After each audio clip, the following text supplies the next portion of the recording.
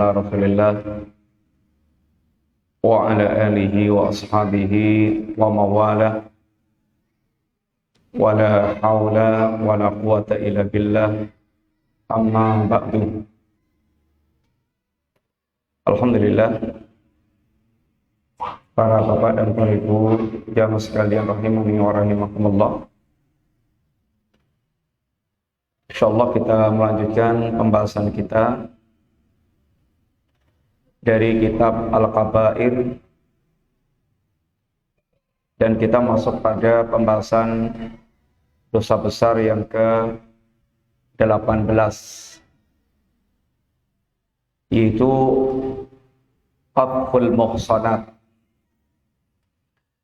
menuduh wanita yang baik-baik, wanita mukminah yang menjaga diri, yang tidak dikenal sebagai wanita murahan, dengan tuduhan berzina. Bapak sekalian, menuduh seseorang berzina, baik kepada laki-laki maupun perempuan, ini adalah perkara besar dalam agama kita. Ini termasuk di antara penghancuran kehormatan yang dalam agama kita Nabi telah mengingatkan, inna dima'akum wa amwalakum wa a'radakum haramun alaikum kahurmati yaumikum hada wa syahrikum hada wa baladikum hada. Sesungguhnya darah kalian,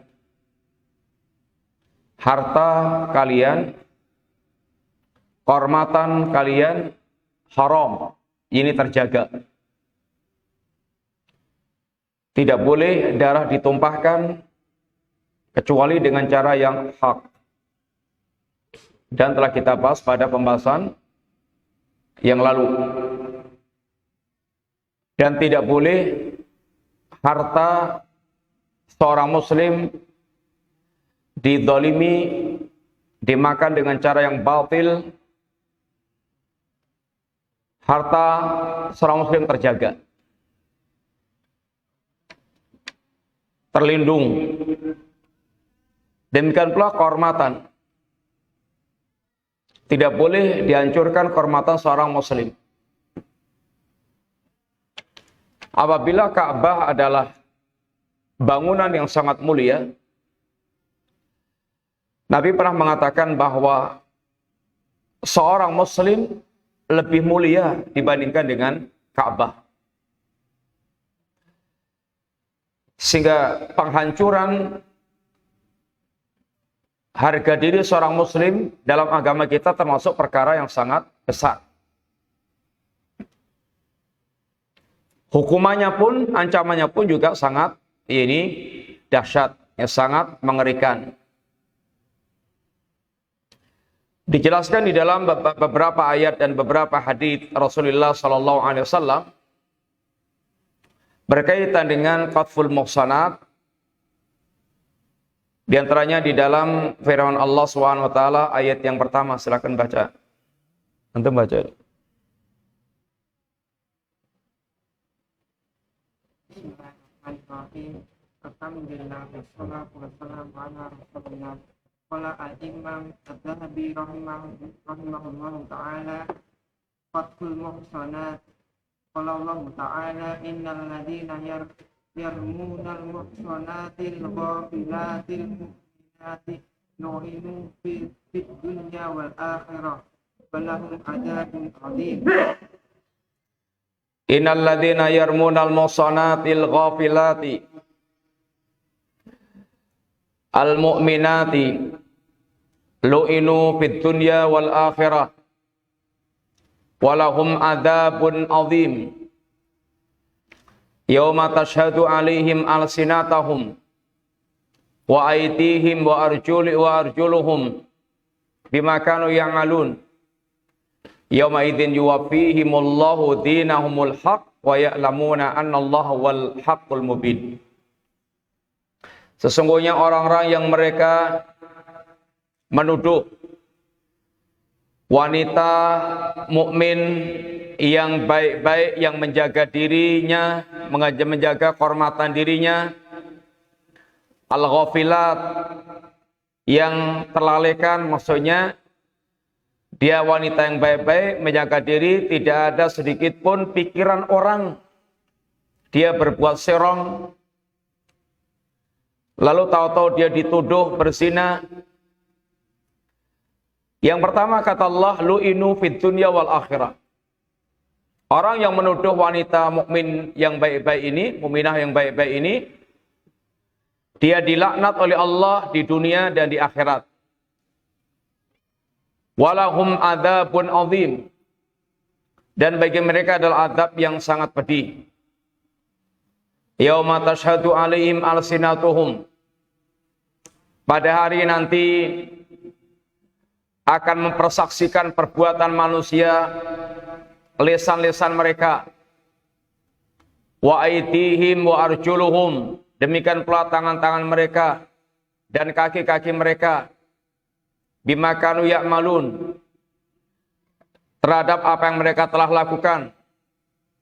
Yauma idzin yuwaffihimullahu dinahumul haqq. Pada hari itu Allah akan memberikan balasan yang sempurna.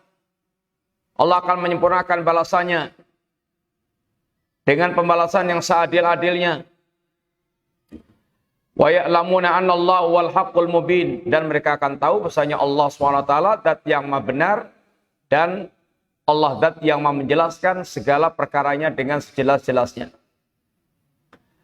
Bapak sekalian, ini termasuk di antara peringatan Allah berkaitan dengan kejahatan lisan. Lisan kita ini ringan, bahannya ringan, lunak, tidak keras, tetapi bahayanya sangat dahsyat. Sehingga Allah mengingatkan nikmat lisan, walisanan, wasyafatain. Dan lisan dengan dua bibir. Nikmat yang Allah Subhanahu wa ta'ala ingatkan. Lisan ini, Bapak sekalian, bisa menjadi sebab yang sangat besar mengantarkan orang ke surga. Dengan lisannya dia menjelaskan tentang Allah Subhanahu wa ta'ala. Dengan lisannya dia menjelaskan tentang yaumul qiyamah, surga, neraka, azab, kemudian alam barzah, kemudian ardul mahsyar. Dengan lisannya dia menjelaskan tentang hakikat kebenaran. Dengan lisannya dia menjelaskan tentang bahayanya iblis dan antek-anteknya. Dengan lisannya dia menjelaskan tentang hakikat kebatilan. Sehingga orang mengetahui tentang jalan yang akan mengantarkan ke surga dan jalan yang akan mengantarkan ke neraka. Tapi dengan lisannya pula orang bisa menjerumuskan diri dan orang lain ke lembah jahanam. Dengan lisannya manusia menipu orang lain sehingga menjerumuskan ke dalam syirik, ke dalam kekafiran, ke dalam sikap yang kemaksiatan, kebid'ahan, semuanya juga dengan lisannya. Sehingga lisan ini adalah perkara yang sangat besar.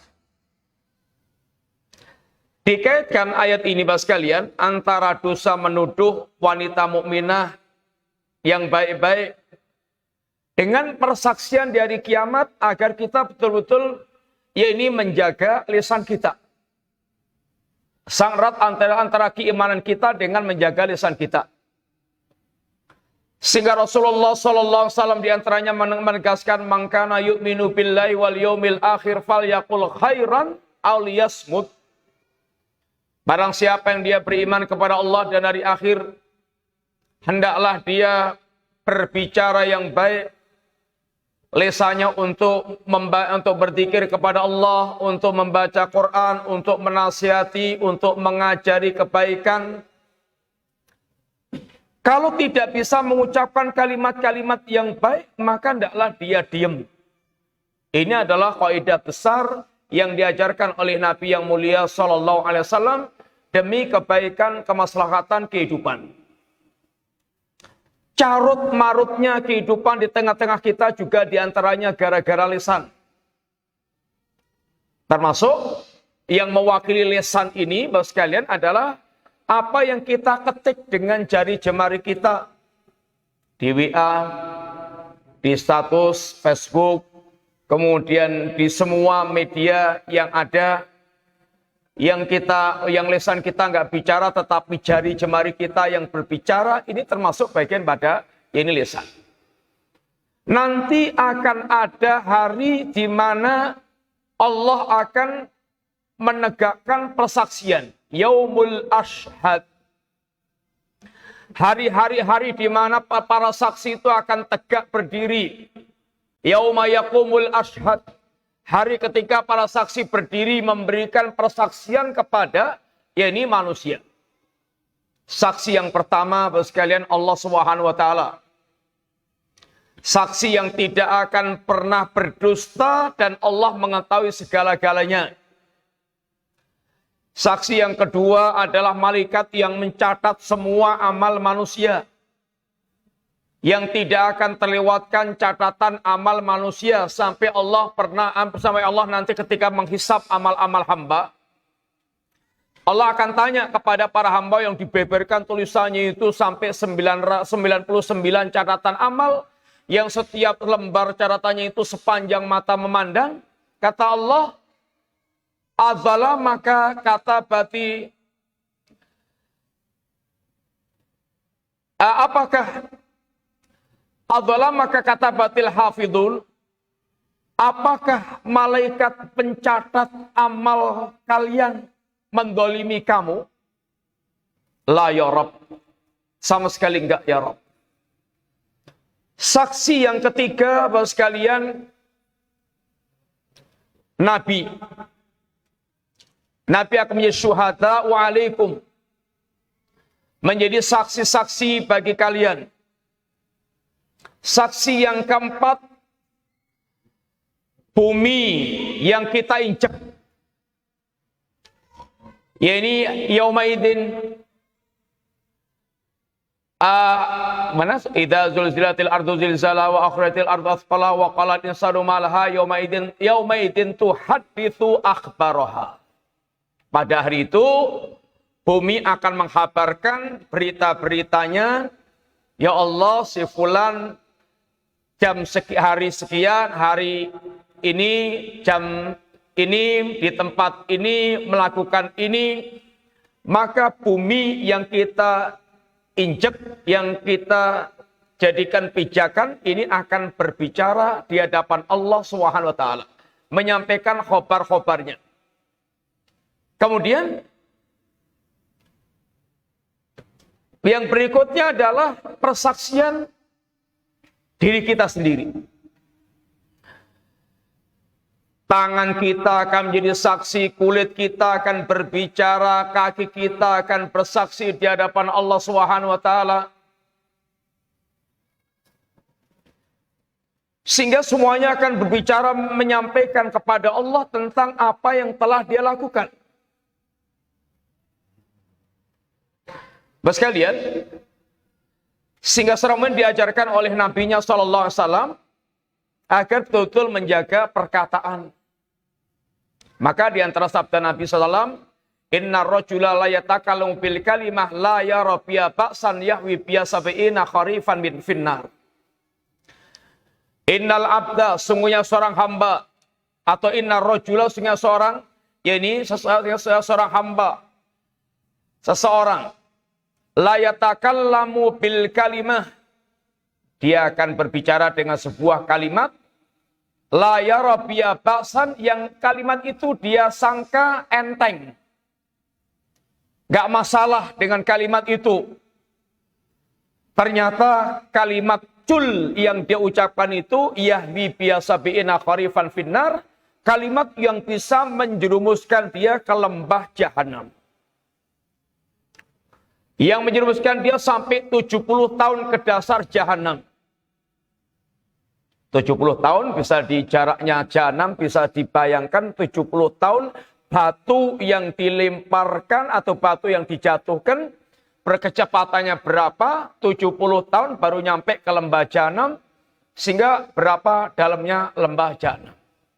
Intinya sangat dalam. Di antara penyebabnya orang bisa meluncur ke lembah jahanam adalah ucapan dari kalimat-kalimat min sakhatillah yang dibenci oleh Allah Subhanahu wa taala, dia anggap ringan. Tahsabuna hayyinan. Kamu sangka ucapan kamu itu adalah ringan. Wa huwa indallahi azim. Sedangkan di sisi Allah adalah sangat dahsyat. Sekalian, nanti beberapa hari lagi musimnya orang mengucapkan selamat kepada, yaitu perayaan agama yang tegak di atas menurut akidah Islam, di atas akidah kekafiran dan akidah kemusyrikan. Yang Allah sendiri yang mengatakan laqad kafara alladziina qalu innallaha tsalitsu tsalasah. Telah kafirlah orang yang mengatakan Allah itu satu di antara yang tiga. Laqad kafara alladziina qalu innallaha huwal masiihu ibnu Maryam. Telah kafirlah orang yang mengatakan Allah itu Isa bin Maryam. Kemudian ucapan Allah punya anak itu, kata Allah, takatus samawatu yatafattarna. Hampir-hampir langit itu runtuh. Kemudian bumi itu terbelah dan gunung itu jugruk disebabkan karena ucapan Allah mengambil anak. Itu sebagian orang mengatakan jul ringan, hanya ucapan aja kok. Hanya mengucapkan aja untuk toleransi kok. Ya, coba kamu yaitu perintahkan kepada orang Nasrani, mbok kamu ucapkan syahadat asyhadu alla ilaha illallah wa asyhadu anna Muhammad Rasulullah. Mau enggak? Wong hanya ucapan, ngucap aja. Wong hanya ucapan. Kalau dia tahu konsekuensinya, kalau mengucapkan kalimat itu berarti masuk Islam, dia tidak akan mau. Karena kalau saya mengucapkan kalimat itu berarti saya yaitu menyatakan diri masuk Islam, mengakui kenabian Rasulullah Muhammad SAW. Kemudian para penyesat itu memberikan syubhat. Kan yang kita ucapkan kelahiran Isa kan, nggak ada masalah kan. Yang di depan mata kamu itu siapa? Orang yang berkeyakinan Isa itu adalah Nabiullah alaihissalatu wassalam. Isa itu adalah hamba Allah, yakni hamba Allah yang dijadikan Allah Nabi, atau yang di depan Anda itu orang yang punya keyakinan Isa adalah Tuhan, Isa adalah anak Tuhan, Isa adalah satu di antara tiga oknum. Bapak sekalian, ini berkaitan dengan akidah seorang Muslim. Yang ngapunten. Kalau soal akidah kita tidak boleh bergeser seujung rambut pun. Dulu Nabi diajak kompromi dengan Abu Jahal dan teman-temannya.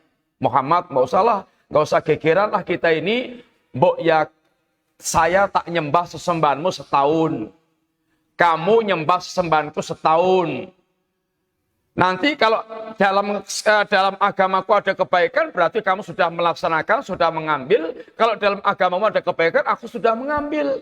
Yang rukun-rukun aja lah.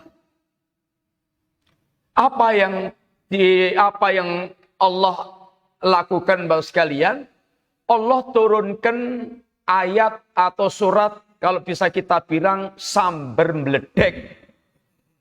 Ya ayyuhal kafirun la a'budu ma ta'budun wala antum abiduna ma a'bud wala ana abidu ma abattum wala antum abiduna ma'abud lakum dinukum waliyadin. Surat yang menegaskan dengan gamblang, jelas, cetok. Wahai orang yang kafir, wahai orang yang tidak mau berislam, Wahai orang yang menolak Islam, wahai orang yang tidak mau berislam, ya ayyuhal kafir. Atau kalau dalam sekarang, kalau mungkin dibahasakan ya wahai orang non-muslim. Gitu. Wahai non-muslim. Kan nggak boleh kafir. Kafir sekarang itu bahasanya wahai non-muslim. Ya ayyuhal kafirun. Saya tidak akan pernah menjadi penyembah yang kamu sembah.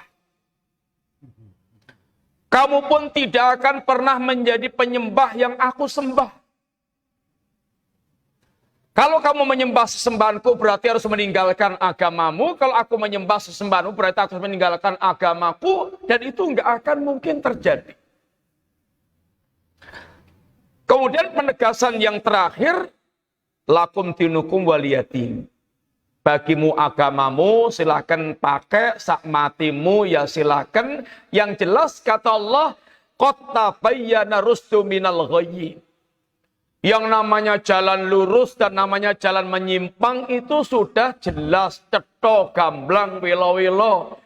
Tidak ada lagi kekaburan lagi. Ini kalau soal akidah, maka tidak ada kompromi seujung rambut pun.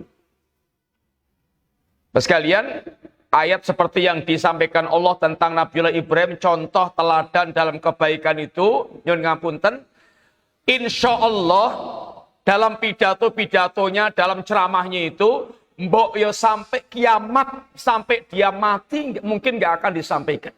Ayat yang mana itu? Qad kanat lakum uswatun hasanatun fi Ibrahim walladzina ma'hu id qalu liqaumihim inna bura'a'u minkum wa mimma ta'buduna min dunillah kafarna bikum wa bada bainana wa bainakumul adawatu wal baghdau abadan hatta tu'minu billahi wahdah. Allah katakan, ini sungguh telah ada bagi kalian contoh terbaik. Contoh terbaik. Allah jadikan ini teladan contoh terbaik yang kita semuanya suruh mengikuti milah Ibrahim. Nabi Muhammad Allah perintahkan untuk mengikuti milah Ibrahim. Kita semuanya diperintahkan Allah mengikuti milah Ibrahim. Wattabi millata Ibrahim. Wattabi'u millata Ibrahim. Rasulullah SAW diperintahkan Allah mengikuti milah Ibrahim. Kita pun juga diperintahkan Allah mengikuti milah Ibrahim. Ingat dan sungguh telah ada pada pribadi Nabiullah Ibrahim alaihissalam itu contoh yang terbaik buat kalian. Dan itu juga sikapnya semua para nabi yang bersama Nabiullah Ibrahim alaihissalam. Ketika mereka menegaskan kepada kaumnya. Apa yang ditegaskan? Inna bura'a'u minkum wa mimma ta'buduna min dunillah. Kami berlepas diri dari kalian dan dari semua yang kalian sembah selain Allah Ta'ala. Barok niku, dalam ungkapan barok itu ada unsur al-bughdu, kebencian, al-bu'du, sikap jauh, menjauh, al-adawah, sikap permusuhan. Menyimpan di dalam hatinya itu, ya ini sikap berlepas diri, kebencian, permusuhan. Mas kalian, karena hakikat iman itu mencintai apa yang Allah cintai, membenci apa yang Allah benci. Man ahabba lillah, wa abghadha lillah, wa a'ta lillah, wa mana'a lillah, faqad istakmalal iman. Barang siapa yang mencintai karena Allah, membenci karena Allah, memberi karena Allah, tidak memberi karena Allah. Orang yang semua gerakan amaliyah kehidupannya, lahir batinnya itu dikendalikan karena Allah, maka kata Nabi, dia betul-betul telah sempurna keimanannya. Sehingga semakin orang itu imannya sempurna, maka semakin dia itu akan ini besar kecintaannya kepada semua yang Allah cintai, dan akan semakin besar kebenciannya dengan apa yang Allah benci. Bapak sekalian, tidak seperti ucapan sebagian orang, kata sebagian orang, kalau akidah kamu lurus, pasti kamu akan mengucapkan selamat Natal. Ini ya kualik. Kewalik 180 derajat. Kalau akidah kamu lurus, pasti kamu tidak akan mengucapkan kalimat selamat Natal. Itu mestinya begitu. Karena akidah kita tentang Allah Subhanahu wa taala itu, Allah itu lam yalid wa lam yulad. Akidah mereka, Allah itu yalid wa yulad. Allah punya anak, Allah melahirkan berarti, dan Allah ya ini beranak dan punya anak. Padahal Allah mengatakan lam yalid wa lam yulad. Qalatin Nasara Usair ibn Nasara Isa ibnullah. Orang Nasrani mengatakan Isa adalah anak Allah. Oh, akidahnya 180 derajat bertentangan. Nah sekalian, kata Nabi Ibrahim, saya berlepas diri dari apa yang kalian sembah dan berlepas diri kalian semuanya dan apa yang kalian sembah selain Allah Ta'ala. Kafar nabikum. Semua perbuatan kalian yang bertentangan dengan agama Islam, semua akidah kalian yang bertentangan dengan akidah Islam, saya ingkari. Saya ingkari. Kafar nabikum wa bada bainana wa baitakumul adawat wal baghdau abadan, dan telah jelas antara kami dan kalian al adawah, permusuhan, dan telah jelas permusuhan antara kami dan kalian, permusuhan dan kebencian. Sampai kapan? Abadan, sepanjang waktu. Batasnya kapan? Hatta tu'minu billahi wahdah, sampai kalian hanya beriman kepada Allah saja. Mas kalian, Nabiullah Nuh nyun ngapunten itu dakwah 950 tahun sampai kemudian dicaci maki entek-entekan sama kaumnya. 950 tahun Nabiullah Nuh berdakwah hanya dapat kira-kira 80 orang. Wolung dosa niku nek diporo 950 niku 10 tahun angsal pinten niku. 85 ping 10 niku nembe 850. 10 tahun itu setunggal tiang toktil nek jenengan kira-kira bosen mboten. Dakwah 10 tahun itu wong siji. Pengajian wis 10 tahun ke wong telu sing melu. Ngelu sampean. Jenengan saged ngelu, bosen. Niki 150 tahun Nabiullah Nuh berdakwah, urusannya itu urusan mengajak kepada tauhid. Nabi Nuh nyun ngapunten dicaci maki oleh kaumnya itu bukan karena korupsi bansos, bukan karena urusan sembako, bukan karena urusan yaitu rayan jabatan, bukan karena akan ngincer yakni harta-harta mereka, enggak. Urusanipun niku akidah kalimat la ilaha illallah. Nabiullah Ibrahim sampai ayahnya mengatakan, wa Ibrahim, fa illam tantahi la arjumannak wahjurni malian. Wa Ibrahim, kalau kamu enggak berhenti aja untuk hanya nyembah kepada Allah yang satu, oh bakal tak berengkulang kamu. Nun ngapunten, minggato. Wahjurni malian, pergilah kamu tinggalkan aku dalam waktu yang lama, ya ini silahkan pergi. Nek tiang Jawa ngendikaken mending kelangan endok siji, sehingga kecintaannya kepada berhala melebihi kecintaannya kepada anak kandungnya. Ibrahim sampai dibakar hidup-hidup. Masyarakat diperintahkan mengumpulkan kayu bakar sampai nyala apinya besar. Sampai untuk melemparkan Ibrahim itu nggak bisa jarak dekat, harus jarak jauh. Sehingga pakai manjane karena saking besarnya apinya mulat-mulat. Itu urusannya itu nyun ngapunten karena urusan mendakwahkan kalimat la ilaha illallah.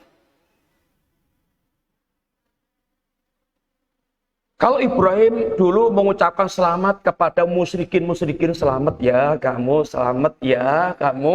rampung mboten enten dakwah. Selamat. Nabiullah Muhammad sallallahu alaihi wasallam niku ngantos diusir saking Mekah. Dan sahabat berbondong-bondong ikut Nabi ke Madinah. Sampai yang punya sawah ya ditinggal, yang punya emas perak ya ditinggal, punya modal gudang-gudang perdagangan ya ditinggal.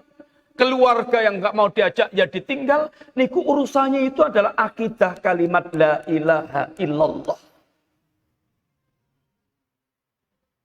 Sekalian, yang ngapunten kalau urusannya itu rukun, mau mboten nonton ajaran yang mengajarkan untuk hidup rukun, aman dan tentram semisal ajaran Islam. Mempertahankan akidah tauhid niku bukan berarti nggak bisa rukun dengan orang non Muslim. Kanjeng Nabi punya tetangga Yahudi, Kanjeng Nabi punya tetangga Nasrani, sahabat punya tetangga, yakni Ahlul Kitab. Di antara prinsip ajaran Islam, satu, kita wajib berbuat adil walaupun kepada orang yang paling kita benci, kita tidak boleh kita zalim. Wala yajrimanakum syana'anu qaumin alla ta'dilu i'dilu huwa aqrabu littaqwa.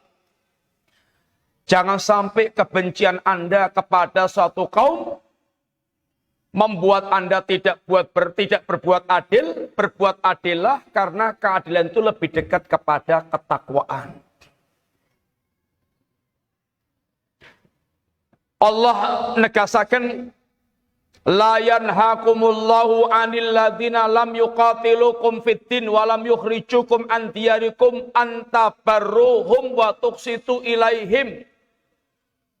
Wahai orang beriman yang mencintai Allah, yang membenci agama kesyirikan dan kekafiran, Allah tidak melarang kalian untuk berbuat baik dan berbuat adil kepada orang-orang yang tidak memerangi kalian karena agama dan tidak mengusir kalian dari kampung halaman kalian.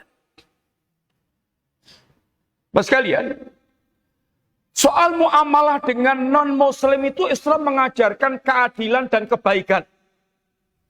Kalau kamu punya tetangga, kasih hadiah juga loh. Kalau kamu masak, sahabat ingatkan ketika diundang masak-masak, temannya diundang makan-makan, diingatkan temannya, saat tetangga kamu yang Nasrani sudah kamu kasih belum? Ini bertetangganya seorang Muslim.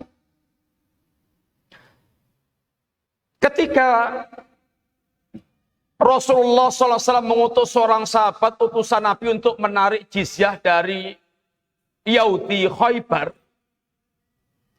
Yahudi pengen nyogok Abdullah bin Rawahah. Dengan harapan dia tidak akan menarik jizyahnya ini dengan cara yang zalim. Dia sangka dia akan menarik jizyah ini seperti orang-orang yang mereka ini ambisi dengan dunia. Kata Abdullah bin Rawahah, kalian ini keturunan kera-kera dan babi-babi, kami benci pada kalian. Tetapi jangan kalian sangka aku akan berbuat zalim kepada kalian. Kata orang Yahudi apa? Dengan inilah tegaknya langit dan bumi. Artinya, dengan keadilan inilah tegaknya kehidupan, tegaknya langit dan bumi. Ketika Umar bin Khattab jadi khalifah, gubernur Mesir Amr bin As diantaranya. Lalu anaknya sang gubernur lomba dengan orang Nasrani, seorang Kipti atau orang Nasrani, dan anak sang gubernur kalah. Kemudian dengan membawa nama bapaknya ditempeleng itu, ini orang Nasrani.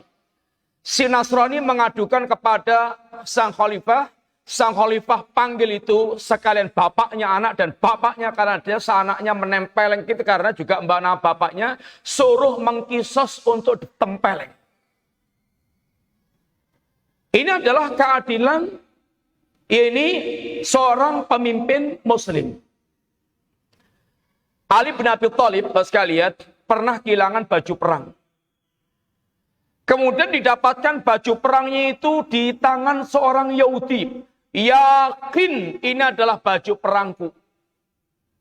Maka diseretlah Yahudi ke pengadilan. Kemudian hakimnya hakim Sureh. Kata sang hakim, kalau dalam Islam, orang yang menuduh itu harus mendatangkan bukti. Al-bayyinatu alal mudda'i. Orang yang menuduh harus mendatangkan bukti. Wal yamin alaman angkara, dan sumpah bagi orang yang mengingkari. Wahai Ali bin Abi Thalib, Amirul Mukminin, Anda punya bukti enggak kalau baju itu dicuri oleh orang Yahudi, atau punya bukti enggak kalau baju itu adalah baju besi itu adalah milik kamu? Singkat cerita, Ali enggak punya bukti. Maka sang hakim ketok palu memenangkan orang Yahudi, sehingga gugatan Ali ya ini tidak diterima kalau nggak punya bukti. Maka kemudian si Yahudi ini malah kemudian bersyahadat karena menyaksikan keadilan pengadilan Islam.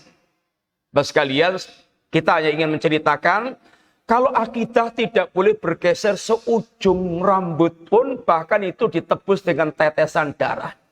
Tapi kalau muamalah, tidak ada yang mengajarkan muamalah seindah, setenang, setentram, seadil yang diajarkan oleh Allah dan Rasulnya Shallallahu Alaihi Wasallam. Nabi juga tengok orang Yahudi yang sakit. Nabi juga memberikan hadiah kepada orang Yahudi dan Nasrani. Dan rata-rata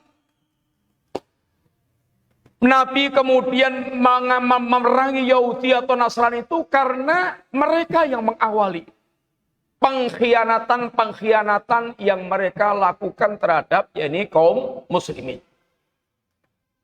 Bapak sekalian, itu sekilas ini gambaran, sehingga jangan sampai bahwasanya orang yang mereka itu mengingatkan tentang arti pentingnya akidah ini kemudian dituduh radikal, ekstremis.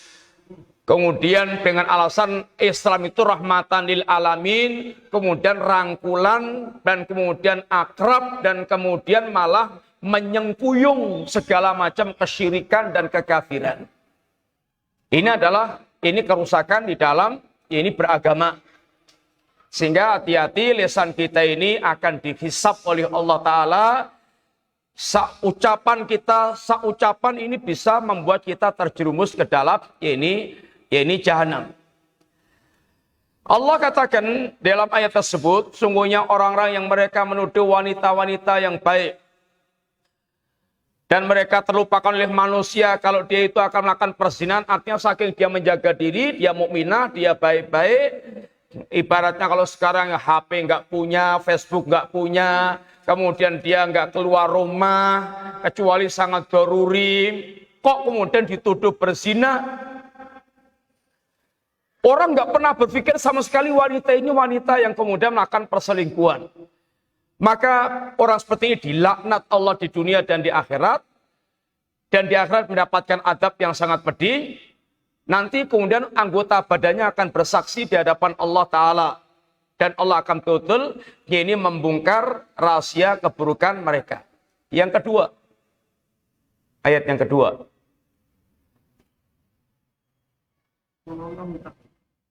Qala Allah Ta'ala walladzina yarmunal muhsanati thumma lam ya'tu bi arba'ati syuhada'a fajliduhum tamanina jaldatan Wala taqbalu lahum syahadatan abadan wa ulaika humul fasiqun ila ladina tabu min ba'di dzalik wa aslahu fa innallaha ghafurur rahim. Walladzina yarmunal muhsanat, dan orang-orang mereka menuduh wanita mukmin yang baik-baik berzina, tsumma lam ya'tu bi arba'ati syuhada, lalu tidak mendatangkan 4 saksi. Bapak sekalian, nuduh orang berzina itu harus mendatangkan 4 saksi. 4 saksi itu harus lihat langsung, bukan menyaksikan HP syutingan, tapi lihat langsung ember masuk sumur. Lihat langsung dengan mata kepalanya sendiri. Kalau sampai dia mengajukan tuduhan dan kemudian tidak bisa mendatangkan 4 saksi, dia datangkan 4 saksi, kemudian yang satu, aku rapate cetohe. Maka semuanya ini dijilid. Fajlidu samanina jaldatan. Maka pukullah 80 kali jilidan, pukulan. Sehingga 4 saksi yang didatangkan itu harus melihat betul-betul timba masuk sumur. Sehingga nggak gampang-gampang menuduh orang mereka melakukan perzinaan. Dan susah loh. Coba mendatangkan 4 saksi. Baru mendatangkan 1 saksi harus bubar nanti umpamanya. 4 saksi melihat semuanya. Dan itu bukan karena dia ngintip-ngintip. Dia ngintip-ngintip. Dia lihat. Kalau sampai dia tidak bisa mendatangkan 4 saksi, maka dia yang akan dijilid dengan 80 kali jilidan. Dia lihat sendiri. Dia syuting maunya. Syuting. Dia cetok. Ini nggak bisa jadi bahan bukti. Dia harus mendatangkan 4 saksi, yaitu dengan mata kepala melihat kenyataan yang dilihatnya itu. Kalau dia nggak bisa, dijilid 80 kali. Kemudian persaksiannya nggak diterima. Dia termasuk orang yang fasik, kecuali kalau dia bertobat. Terus sekalian, lalu bagaimana kalau suami menuduh istrinya selingkuh? Dan nggak punya saksi. Dan dia yakin, seyakin-yakinnya istrinya adalah dia berzina. Yaitu dengan melakukan li'an. Sumpah laknat. Suami bersumpah 5 kali. 4 kali demi Allah saya jujur, demi Allah saya jujur, demi Allah saya jujur, demi Allah saya jujur. Yang kelima, kalau saya tidak jujur, saya dilaknat oleh Allah Ta'ala. Maka dia telah terbebas dari hukuman menuduh berzina, yaitu dijilid 80 kali, dia lepas dari itu. Sang istri juga begitu, kalau dia mengingkarinya, sumpah 5 kali. Saya tidak, demi Allah saya tidak berzina, demi Allah saya tidak berzina, sampai 4 kali. Yang kelimanya, kalau saya ini berdusta, maka saya dilaknat oleh Allah Ta'ala. Maka sang wanita pun juga terbebaskan dari tuduhan berzina. Ini adalah sumpah li'an, laknat. Sehingga dalam agama kita betul-betul, yaitu kehormatan itu sangat dijaga, tidak boleh orang melakukan tuduhan sembarangan. Menuduh berzina itu hukumannya begitu berat, nopo malih kalau dia berzina. Lebih berat mana menuduh dengan berzinanya? Ya lebih berat berzina, nuduh aja hukumannya begitu, apalagi berzina. Kalau yang dituduh itu adalah ibunda Aisyah radhiyallahu anha yang sudah disucikan dari atas langit, maka yang menuduh ini kafir.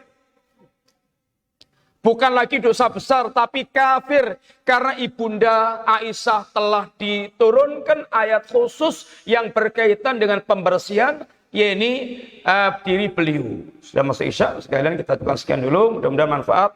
Wassalamualaikum warahmatullahi wabarakatuh.